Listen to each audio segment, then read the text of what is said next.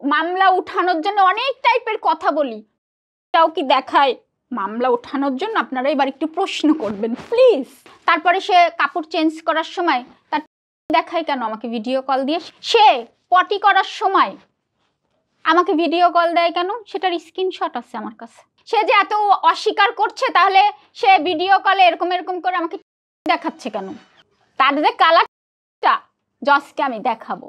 আর একটা কথা বলি, হিরো আলমকে বারবার আমাকে অস্বীকার করেছে না, তার সঙ্গে যদি আমার শারীরিক সম্পর্ক না হবে ভাই সব, সে পটি করার সময় আমাকে ভিডিও কল দেয় কেন? সেটার স্ক্রিনশট আছে আমার কাছে।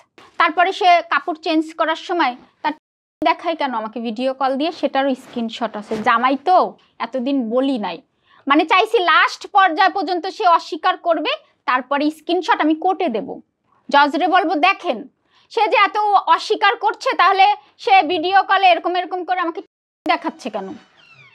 সে পটি করার সময় আমাকে দেখাচ্ছে কেন তার টুনি ঝোলা? বুঝতে পেরেছেন? এটা আমি বলতে চাইনি, কিন্তু উনি হচ্ছে একদম আমার ধৈর্যের বাদ শেষ করে দিছে, তাই বললাম। তার যে কালারটা জজকে আমি দেখাবো না, আগে দেখাইছি। আমি বলতে চাইনি কেন, তাকে তো আমি ভালোবাসি, কিন্তু সে তো আমাকে বারবার অপমান করছে।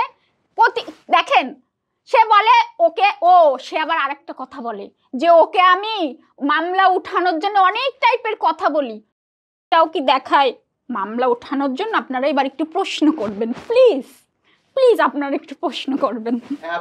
না না না না না, শোনেন, সে তো প্রতিনিয়ত নর্মালি হাজবেন্ড ওয়াইফ যেভাবে কথা বলে সেভাবে আমরা কথা বলছি।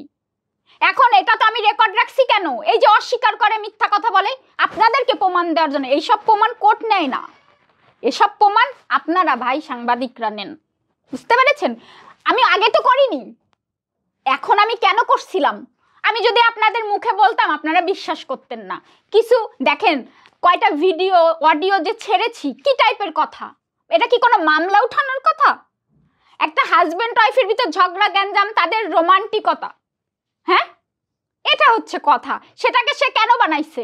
কারণ সে প্রতিনিয়ত দেখছে মিথিলার সাথে সে পারছে না, কারণ মিথিলার সব সত্যি আর তার সব মিথ্যা।